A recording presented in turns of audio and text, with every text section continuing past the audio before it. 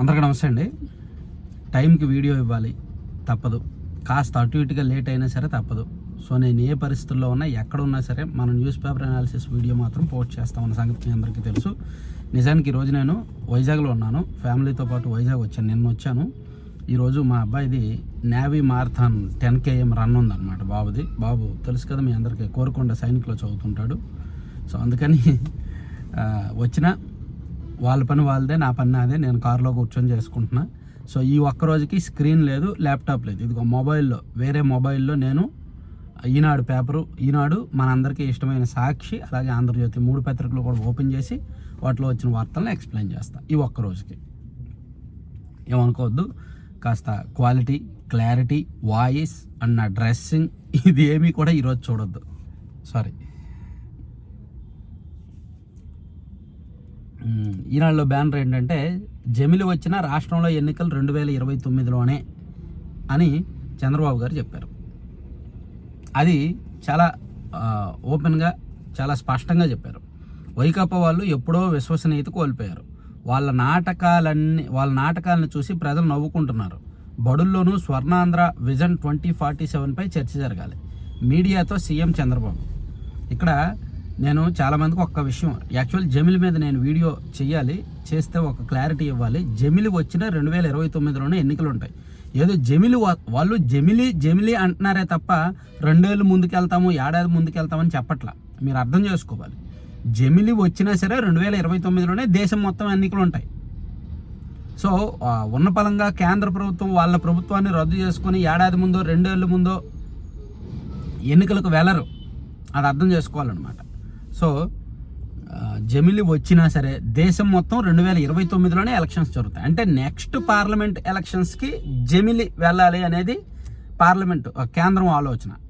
So అంటే నేను గతంలో చెప్పాను, ఇప్పుడు కూడా చెప్తున్నా. పార్లమెంట్ ఎన్నికలతో పాటు ఏ రాష్ట్రాలకు అసెంబ్లీ ఎన్నికలు జరుగుతాయో ఆ రాష్ట్రాల అసెంబ్లీ ఎన్నికలన్నీ 2029లో, ప్లస్ మిగిలిన రాష్ట్రాలు కూడా అప్పుడే జరుగుతాయి. సో ఇక్కడ మనం పార్లమెంట్తో పాటునే, అదే లోక్సభతో పాటునే మన రాష్ట్రంలో ఎన్నికలు జరుగుతాయి కాబట్టి మనకేం ఇబ్బంది ఉండదు. ఒక పొడిగింపు ఉండదు, తగ్గింపు ఉండదు అనమాట. అదే ఇతర రాష్ట్రాలకి కొన్ని రాష్ట్రాల్లో పొడిగించవచ్చు అధికారాన్ని, కొన్ని రాష్ట్రాల్లో తగ్గించవచ్చు జమిలి వస్తే. సో వైసీపీ వాళ్ళు 2026, 2027 అని అనుకోవడం మానుకుంటే బెటర్. అఫ్ కోర్స్ చెప్పినా వినరు కాబట్టి, ఎవరిష్టం వాళ్ళది కాబట్టి 2029లోనే ఎన్నికలు వస్తాయి. జమిలి వచ్చినా సరే చంద్రబాబు గారు చెప్పింది కరెక్టే.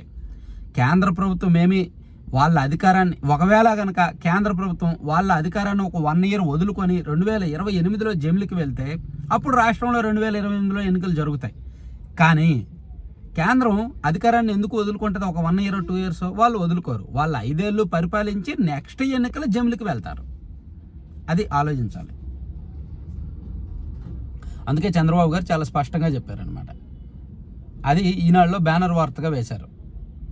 అలాగే ఎమ్మెల్యేలకు కొంతమందికి ఇండైరెక్ట్గా చంద్రబాబు గారు వార్నింగ్ ఇచ్చారు. పదవులు వచ్చాయని ప్రజల్ని నిర్లక్ష్యం చేస్తే ఊరుకోను అని చంద్రబాబు గారు చెప్పారు. ఎమ్మెల్యే అయిపోయాం కదా నాకేంటి అనుకోవద్దు. సామాన్యుల కష్టాలు విని వారిని హక్కును చేర్చుకోవాలి. పార్టీ నేతలతో ముఖ్యమంత్రి చంద్రబాబు. సో చంద్రబాబు గారు అదొకటి చెప్పారు. పార్టీ నాయకులతో అప్రమత్తంగా ఉండమని చెప్పారు. పదవులు వచ్చాయి కదా అని చెప్పి మీరు ఇష్టం వచ్చినట్టు చేయొద్దు అని ఒకటి చెప్పారనమాట. అదొకటి చూడొచ్చు. అలాగే మరో వార్త, భాజపా అగ్రనేత ఎల్కే అద్వానీకి అస్వస్థత, అపోలో ఐసీయూలో చికిత్స. ఆల్మోస్ట్ 96 సంవత్సరాలు అద్వానీ గారికి, వయసు ప్రభావం.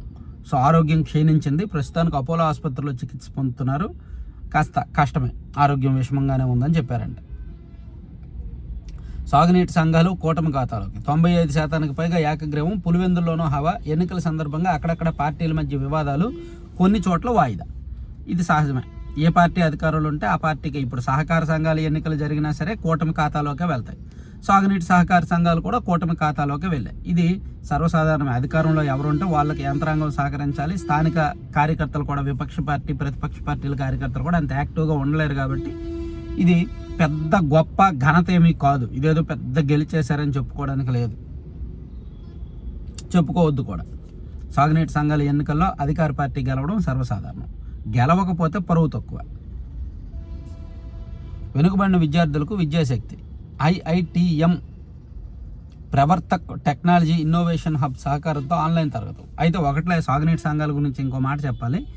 పార్టీలో ఈ కూటమి కార్యకర్తలు కూడా సిన్సియర్గానే పనిచేశారు. ఏదో మనం అధికారంలో ఉన్నాం కదా, అధికార దర్పం ప్రయోగిద్దాము, బెదిరించి భయపెట్టి అనేటట్టు కాకుండా సిన్సియర్గానే పనిచేశారు, సీరియస్గానే వర్క్ చేశారు, సీరియస్గానే తీసుకున్నారు చాలా చోట్ల. అది కనిపించింది. ఇంకో కామెడీ వార్త అండి. నేను ఇక్కడ కొంతమంది మనోభావాలు దెబ్బతినొచ్చు, కానీ నేను పచ్చిగా ఒక మాట చెప్పాలి. నిన్న ఎన్టీఆర్ గారి సినీ వజ్రోత్సవం మీటింగ్ జరిగింది. మీటింగ్కి వెళ్ళామా, ఎన్టీఆర్ గారిని పొగిడామా, వచ్చామా అనేటట్టు ఉండాలి. ఎన్టీఆర్కి భారతరత్న సాధిస్తాం, భారతరత్న కోసం పోరాడతాం అని చెప్పి చంద్రబాబు గారు మాట్లాడారు. పోరాటం ఏంటి? ఎవరితో పోరాడతారు? ఎవరితో పోరాడతారండి? అధికారంలో ఉన్నది మీరే కదా, కేంద్రంలో మీరే అధికారంలో ఉన్నారు కదా, కేంద్రంలో ఎంపీల మద్దతు ఉంది కదా, అడిగితే ఇస్తారుగా భారతరత్న. పోరాటం ఏంటి? వెళ్ళి ఢిల్లీలో కూర్చుంటారా, పార్లమెంట్లో ధర్నాలు చేస్తారా? ఎన్టీఆర్ గారికి భారతరత్న పోరాడతాం, ఎన్టీఆర్ గారి జయంతికి అదే మాట, ఎన్టీఆర్ గారి వర్ధంతికి అదే మాట, ఎన్టీఆర్ గారి నాణ్యం విడుదలప్పుడు అదే మాట, ఎన్టీఆర్ గారి సినీ వజ్రోత్సవానికి అదే మాట, ఎన్టీఆర్ సంబంధించి ఏ మీటింగ్ జరిగినా అదే మాట. ఎన్టీఆర్కి భారతరత్న, ఎన్టీఆర్కి భారతరత్న. కేంద్రంలో అధికారంలో ఉన్నారుగా, అధికార భాగస్వామిగా ఉన్నారుగా. ఎన్టీఆర్ గారు కుమార్తె పురంధేశ్వర్ గారు బీజేపీ ఎంపీగా ఉన్నారుగా. ఇదే మంచి టైం కదా. గతంలో ఆమె కాంగ్రెస్లో కేంద్ర మంత్రిగా ఉన్నప్పుడు అడగలేదు, ఇప్పుడు అడగట్లేదు. ఈవెన్ ఇప్పుడు చంద్రబాబు గారు కీలకమైన ఎన్డీఏ పక్షనేతగా ఉన్నారు, ఎన్డీఏలో కీలకంగా ఉన్నారు. ఇప్పుడైనా అడగొచ్చు భారతరత్న. అడగరు. అట్లీస్ట్ ఒక లెటర్ రాశారా? ఒక సీఎం హోదాలో చంద్రబాబు నాయుడు గారు ఆయన లెటర్ హెడ్ మీద ప్రధానమంత్రి మోదీ గారిని రిక్వెస్ట్ చేస్తూ ఒక లెటర్ రాశారా? మా ఎన్టీఆర్ గారు భారతరత్న ఇవ్వండి, సో ఆయన ఘనత ఇది అని రాయలేదుగా, ఎప్పుడూ రాయలా. మరి ఎలా పోరాడతారు? ఢిల్లీ వెళ్ళి కూర్చుంటారా? సో కబుర్లు చెప్తారనమాట. ఎన్టీఆర్ గారికి సంబంధించి ఏ మీటింగ్ జరిగినా ఈ కబురు ఖచ్చితంగా ఉంటుంది. ఎన్టీఆర్కి భారతరత్న సాధిస్తాం, పోరాడతాం అనే కబురు. సో ఎవరైనా వినే వాళ్ళకి చెవిలో పూలు పెడతారు వీళ్ళంతే. చూడండి దాన్ని ఎంత పెద్ద వార్త వేశారు. ఎన్టీఆర్కు భారతరత్న సాధిస్తాం అని చెప్పి ఆయన చెప్పడం, వీళ్ళేమో రాయడం. అదిగోండి, ఎన్టీఆర్కు భారతరత్న సాధిస్తాం, అదే పెద్ద వార్త ఈనాడులో.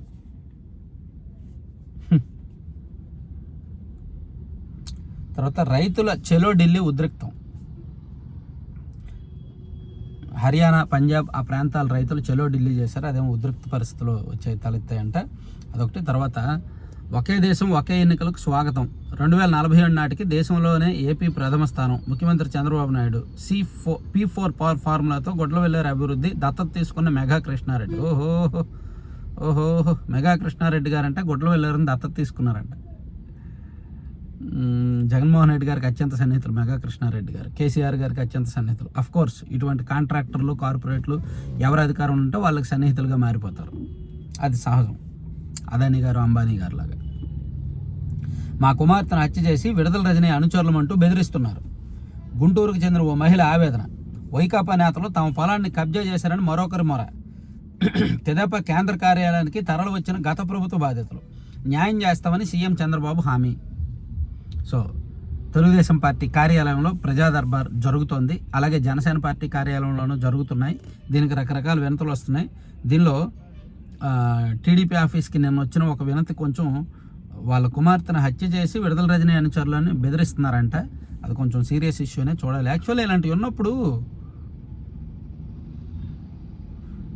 ఇలాంటివి ఉన్నప్పుడు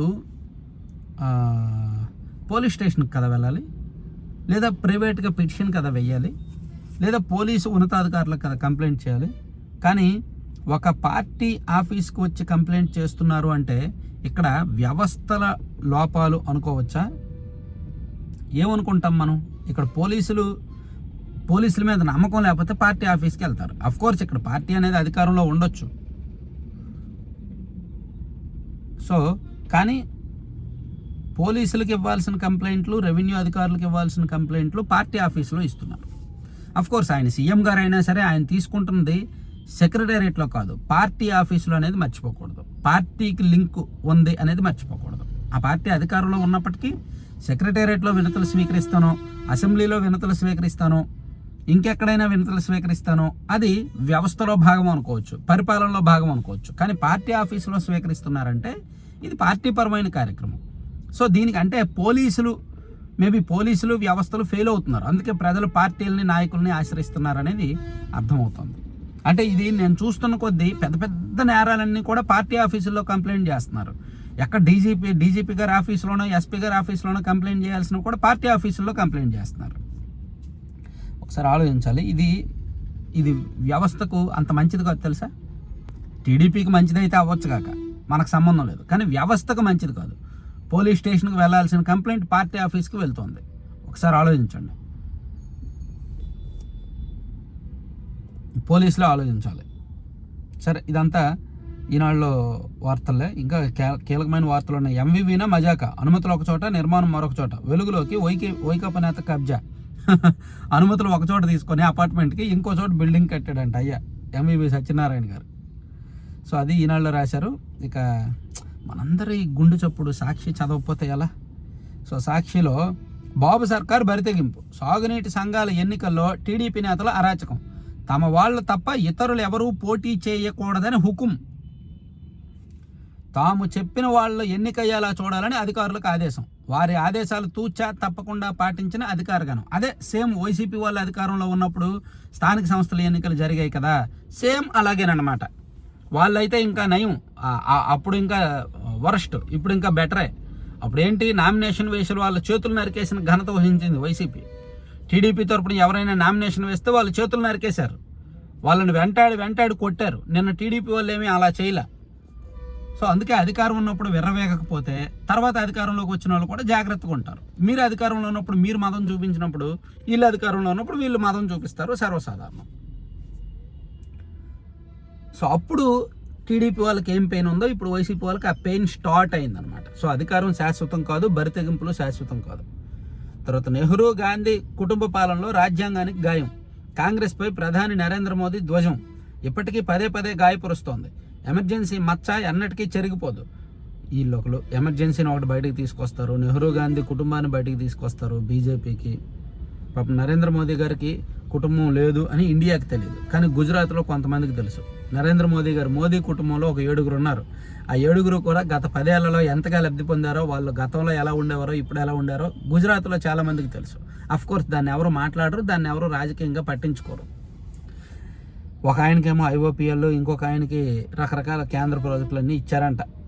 ఆ మధ్య ఒక నేషనల్ వెబ్సైట్లో వార్త వచ్చింది. అయితే అవన్నీ చెప్తే మనం బీజేపీ వాళ్ళకి హర్ట్ అవుతారు, ప్లస్ మనకు సంబంధం లేని సబ్జెక్టులే, సో వదిలేద్దాం. అయితే బీజేపీలో కుటుంబ పాలన లేదు అనేది నరేంద్ర మోదీ గారి స్ట్రాంగ్ వాదన. శ్రీతేజను పరామర్శిస్తా, జైలు నుంచి విడుదలైన అనంతరం అల్లు అర్జున్ వెల్లడి, తొక్కిసలాట ఘటన దురదృష్టకరం, అనుకోకుండా జరిగింది. 20 ఏళ్లుగా సంజయ్ థియేటర్లో సినిమాలు చూస్తున్నా, ఎన్నడూ ఇలాంటి ఘటనలు జరగలేదు. చట్టాన్ని గౌరవిస్తే ఎవరూ ఆందోళన చెందవద్దని విజ్ఞప్తి. అల్లు అర్జున్ గారు నిన్న విడుదలైన తర్వాత మీడియాతో మాట్లాడి నేను శ్రీతేజను పరామర్శిస్తానన్నారు. ఈయన ఎప్పుడు పరామర్శిస్తాడో తెలియదు, కానీ ఈయనకు మాత్రం పరామర్శలు రోజు వెల్లువెత్తున్నాయి. సినీ రంగం మొత్తం అల్లు అర్జున్ గారి ఇంటికే వెళ్తున్నారు. తర్వాత జమిలి వచ్చిన 2029లోనే ఎన్నికలు, ఇప్పటికే జమిలికి మేము మద్దతు ఇచ్చాం, చంద్రబాబు గారు చెప్పింది కూడా ఇచ్చారు. తర్వాత ఈరోజు పెద్ద ఆయన ఏం చెప్పారు, పెద్ద ఆయన గ్రామాల్లో సంపద పెరగాలి, పెరిగిన సంపద గ్రామీణ ప్రజలకే చెందాలి అని మన పెద్ద ఆయన చెప్పారు. పెద్దయన నువ్వు మా పాలి దైవం పెద్దయన, ఇన్ని చెప్పారు. రియల్కి రియాలిటీకి తేడా చెప్పాల. నిజాయితీగా ఉండడానికి, నిజాయితీగా ఉంటున్నాను అనుకోవడానికి తేడా చెప్పాల. ఆ తేడా చెప్తే బాగుండదు. మంచోడు అనుకోవడానికి, మంచిగా ఉండడానికి తేడా చెప్పాల. ఆ తేడా ఈ పెద్ద ఆయన చెప్తే బాగుండదు. ఇవన్నీ చెప్పకుండా అట్లా అది అలా జరిగిందనమాట. సో అది సాక్షి కూడా ముగిద్దాం. ప్రభుత్వ బడుల్లో ఆకలి కేకలను ఒకటి రాశారు. తర్వాత శ్రీకాళహస్తిలో రిసార్ట్ కూల్చివేతని ఇంకో వార్త రాశారు సాక్షిలో. మొత్తానికి సాక్షిలో వార్తలు కూడా కాసేపు పక్కన పెట్టి ఆంధ్రజ్యోతికి వెళ్ళిపోదాం. కొంచెం షార్ట్కట్లోనే చెప్తున్నానండి. కోరలేని ఏసీబీ, అవినీతిపై యుద్ధంలో సైనికులు కరువు, 6 ఐపీఎస్లకు గాను ఒక్కరూ లేరు. అడిషనల్ డైరెక్టర్లు, జాయింట్ డైరెక్టర్లు, నాన్ క్యాడర్ ఎస్పీ, ఏఎస్పీ, డిఎస్పీలకు కొరత, 60% పోస్టులు ఖాళీ, టోల్ ఫ్రీ నెంబర్ లేదు. ఏసీబీ ఎంత బలహీనంగా ఉంది, ఏసీబీలో సిబ్బంది కొరత ఎలా వేధిస్తోంది, ఏసీబీలో సిబ్బంది కొరత కారణంగా, బలహీనంగా ఉన్న కారణంగా ఈ ఈ అవినీతి ఎలా పెరుగుతోంది, అవినీతిని ఎలా కట్టడి చేయలేకపోతున్నారు అనేది ఒక ఇంట్రెస్టింగ్ వార్త ఆంధ్రజ్యోతిలో రాశారు బ్యానర్లో. 60% సిబ్బంది ఖాళీగా ఉన్నారంట ఏసీపీలో. తర్వాత చంద్రబాబు నాడు నేడు రేపు అని ఏబిఎన్ రాధాకృష్ణ గారు ఒక కొత్త పోలుకు రాశారు. ఓ ముఖ్యమంత్రి ఎలా ఉండకూడదో నిరూపించిన జగన్ రెడ్డికి తన హయాంలో జరిగిన అక్రమాలు అరాచకాలు అన్నీ ఇప్పుడు చంద్రబాబు పాలనలో జరుగుతున్నట్టుగా కనిపిస్తున్నాయట. జగన్ అండ్కో వెనకేసుకు వస్తున్న ఐఏఎస్ ఐపీఎస్ అధికారులు ఆయనకు కిరాయి సైనికులుగా పనిచేసిన వారే. నిజానికి చంద్రబాబు ఇప్పటికే ఆచితూచి వ్యవహరిస్తున్నారు. ఈ కారణంగానే విజయసాయిరెడ్డి వంటి వారు నోరు పారేసుకోగలుగుతున్నారు. విజయసాయిరెడ్డిని మాత్రం వదలలేనా? ఏమి రాసినా నిజమేలే విజయసాయిరెడ్డి గారు మరి ఆయన సీఏ అయ్యాడండి, సీఏ చదివాడు. ఆయన మాటలు ఆయన ట్వీట్లు చూస్తే చెత్తగా ఉంటాయి. ఏదో గల్లీలో చిన్న పిల్లోడు వర్స్ట్ ఫెలోలా ఉంటాయి. కానీ తప్పదు, రాజకీయాల్లో అందరినీ భరించాలి మనం. కుటుంబ పాలనలో రాజ్యాంగ దుర్వినియోగం. నెహ్రూ నుంచి 4వ తరం వరకు అదే తీరు. ఎమర్జెన్సీతో ఇందిర హక్కులను ఉల్లంఘించారు. కాంగ్రెస్ పార్టీ రాజ్యాంగం రక్తం రుచి మరిగింది. బీజేపీ తెచ్చిన సవరణలన్నీ మంచి కోసమే. రాజ్యాంగంపై లోక్సభ చర్చలో ప్రధాని మోదీ, రాహుల్ గాంధీ కూడా స్ట్రాంగ్గానే కౌంటర్ ఇచ్చాడు. రాజ్యాంగాన్ని రక్షిస్తామని బీజేపీ చెప్పడమా? ఆ స్థానంలో మనుస్మృతి, ఇదే సావర్కర్ ఉద్దేశం. అందులో భారతీయత లేదన్నది సంఘ్ భావన. లోక్సభలో విపక్ష నేత రాహుల్ గాంధీ ధ్వజం. మొత్తానికి ఇద్దరు కూడా గట్టిగా తగులుకున్నారు. ఇప్పుడు లోక్సభలో రాహుల్ గాంధీకి తోడు ప్రియాంక కూడా తయారయ్యారు. తర్వాత దక్షిణ కొరియా అధ్యక్షుడు అభిశంసన్ అంట. తీర్మానానికి 204 మంది ఎంపీల మద్దతు. విధుల నుంచి సస్పెండ్ అయిన యోల్. రేపు లోక్సభలో జమిలి బిల్లు పెట్టబోతున్నారండి. 2/3 మెజారిటీ కావాలి ఆ జమిలి బిల్లుకి. చూద్దాం ఏం జరుగుద్దని. తర్వాత నిన్న ఎన్టీఆర్ గారి సినీ వజ్రోత్సవం జరిగింది. దానికి చాలామంది పెద్దలు వెళ్ళారు.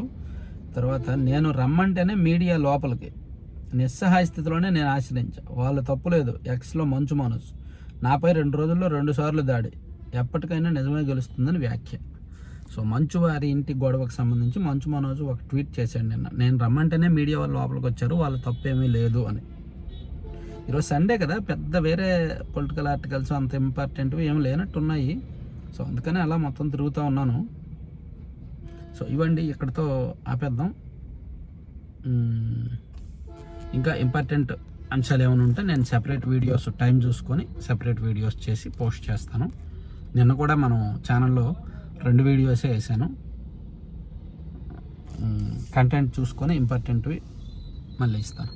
Thank you.